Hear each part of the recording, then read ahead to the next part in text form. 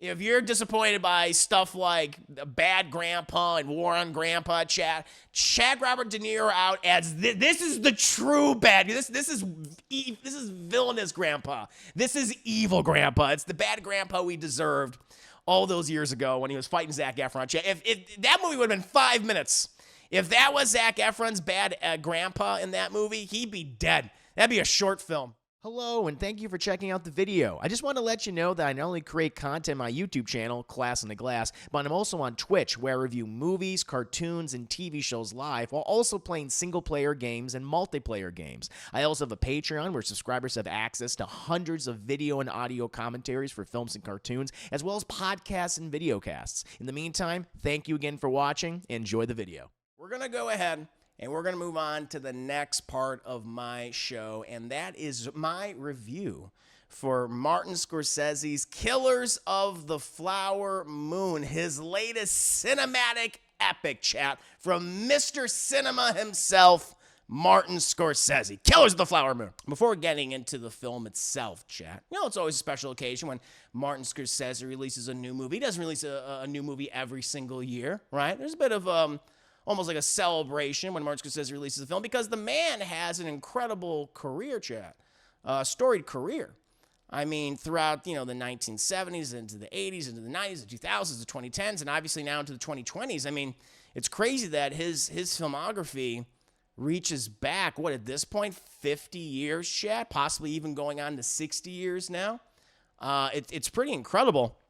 And I, like, many people, am a fan of Martin Scorsese. I mean, some of his movies are some of my favorite movies of all time. And I'm sure it's the same for all you guys, out there watching right now.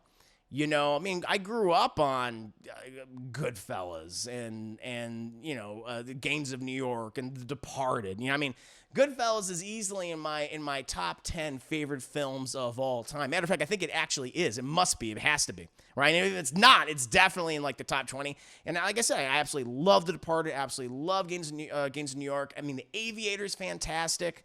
I mean, Raging Bull, Taxi Driver. I mean, chat, he's done a lot of great stuff throughout his career. Wolf of Wall Street. The Wolf of Wall Street was one of my favorite movies from the 2010s. Just an incredible piece of cinema, chat, from Mr. Cinema himself. But I have to admit, I have not been the biggest fan of Martin Scorsese's more recent movies, his last two, where, he started off the 2010s with a bang with The Wolf of Wall Street. Thought it was absolutely incredible, just such an amazing film. Definitely one of my favorites of that particular decade. But I was not a big fan of Silence or The Irishman. Didn't care for the stories. I thought the editing and the pacing were actually quite bad in those films. They had their moments of brilliance, some good performances, I think you can argue, in both those movies. But as a whole, I just didn't really care for them, and I found them kind of just a slog to sit through and watch. But, you're not going to always be, at 100%. You're not going to be firing on all cylinders for every single movie you do. I mean, he has a pretty good track record. But I have to admit, going into Killers of the Flower Moon, which I was still looking forward to. But, after being, very disappointed by Silence and The Irishman, I was a little trepidatious. Thankfully, this movie is most definitely better than both of those previous films. And in my opinion, is anchored by a trifecta of amazing performances that help ground this epic length Western crime drama. For those that don't know, the film primarily focuses on the character of Ernest Burkhart, I believe that's his name, played by Leonardo DiCaprio, who is returning from the Great War and is seemingly and is returning to his seemingly generous and kind-hearted uncle, William King Hale, played by Robert De Niro. And, despite, posing as a, wealthy friend of the Osage people, King Hale is actually a murderous and cruel man who wants to steal the oil-rich land of the Osage and by any means necessary. And most of the time, that also includes horrific murder. Hale basically in the film coerces Ernest to go after and woo Lily Gladstone's character of Molly, whose family is the wealthiest in the community. Basically, having him marry into the family, and through the process of murderous elimination, becomes the sole inheritor of the immense wealth. And again, it's these three performances, in my opinion, that help ground this brutal and cruel story. It seems unnecessary to even say at this point, but, Leonardo DiCaprio delivers another fantastic performance as Ernest Burkhart. Ernest is not what I would describe as a smart man, and he's easily manipulated, throughout the film. But at times, there is a degree of charm to his character, especially when he's paired with his, on-screen wife of Lily Gladstone. Despite this movie being, again, the material itself is nasty. It's very cruel. Where we have these people, these white people coming in and trying to decimate this Native American population so they can enrich themselves.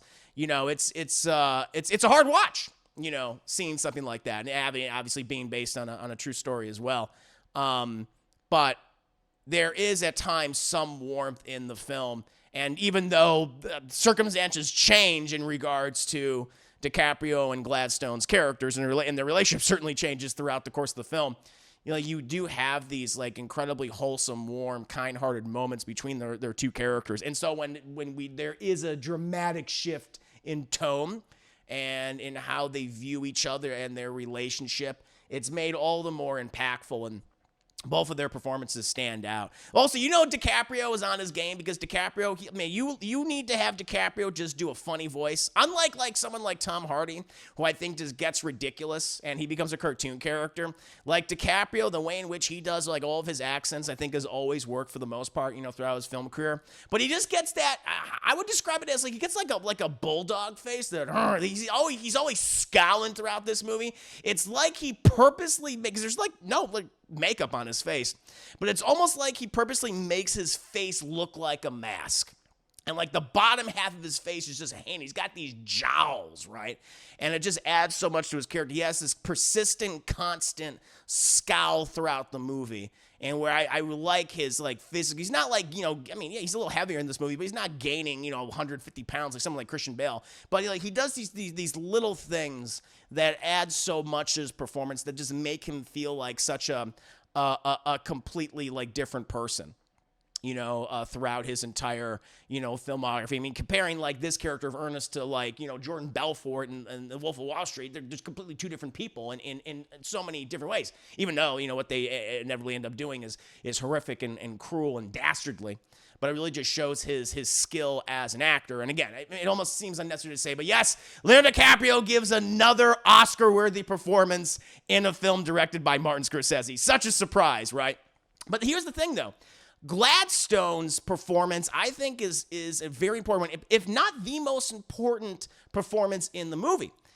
Her character of Molly kind of represents the manifestation of the cruelty, the murder, the manipulation that was forced on her people, on the Osage people, both in history itself and in the movie itself. And she stands toe to toe with Leonardo DiCaprio in the film, both in the quieter and most definitely in the louder moments in the film's second half.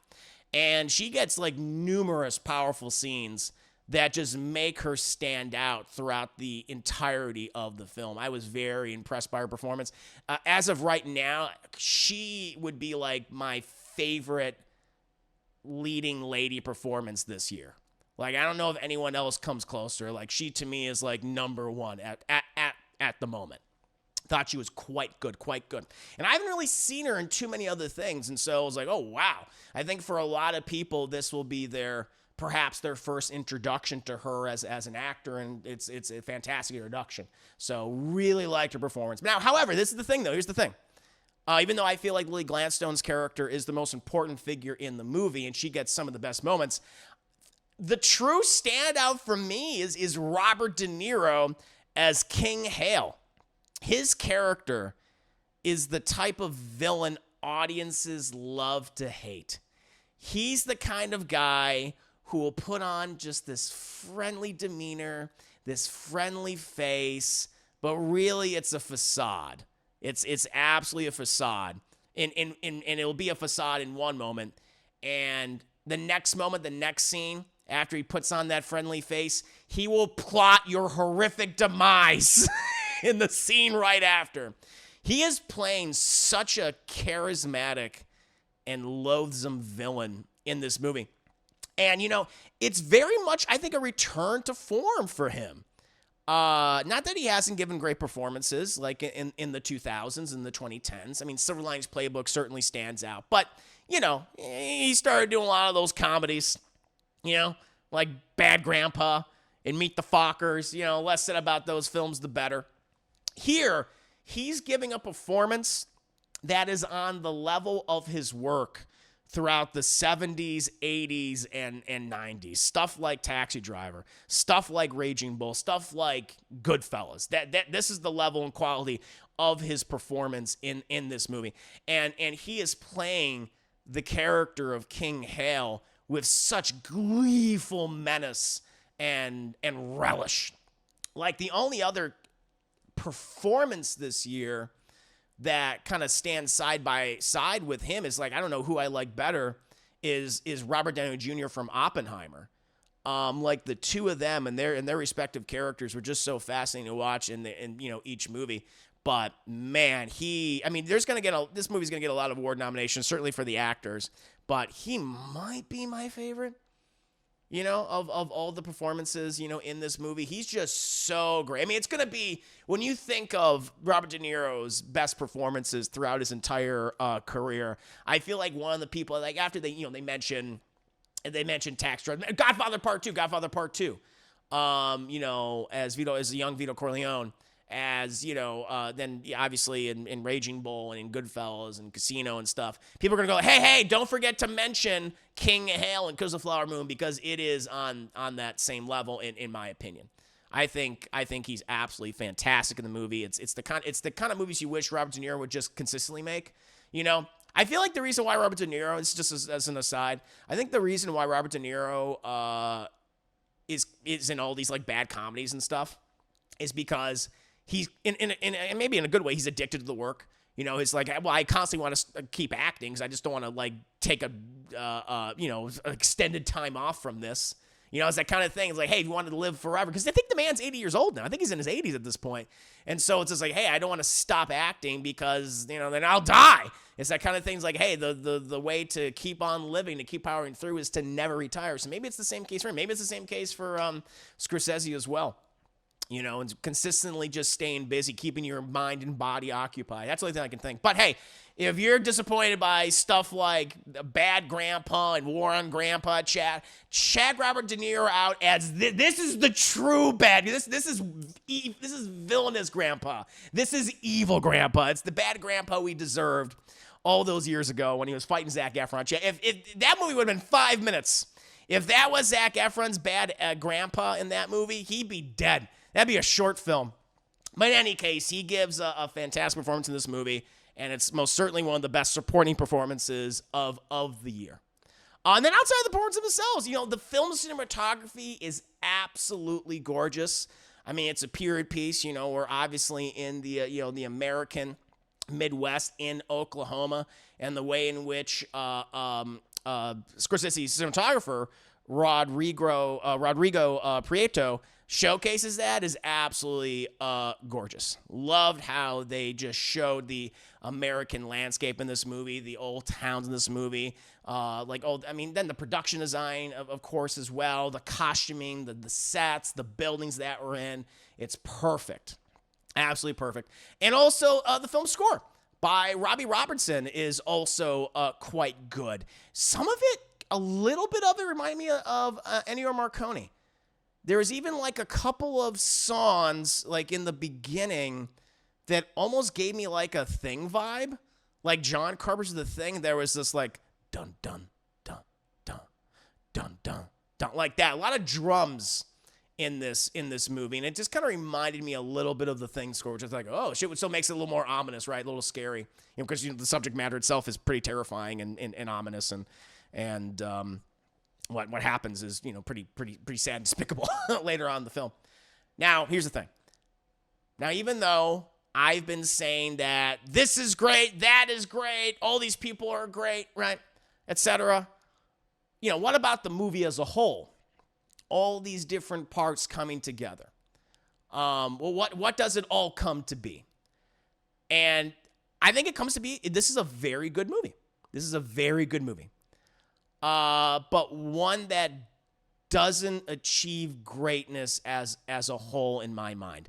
And that is because this movie has a horrific 3 hour and 30-minute running time that I think hurts it at the end of the day. I think there is a great 2 hour, 45-minute movie in here.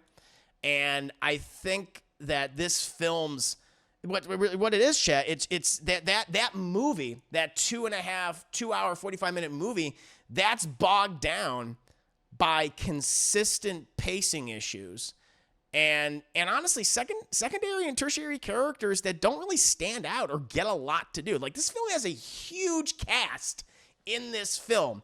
And like, they're kind of weaving in and out of the pictures, like, oh yeah, you're still here. I forgot you were even in this, because you're so focused on the trifecta of Leonardo DiCaprio, Lily Gladstone, and Robert De Niro. Like, oh yeah, I guess yeah, you do show up here, and oh yeah, I hadn't seen you in an hour.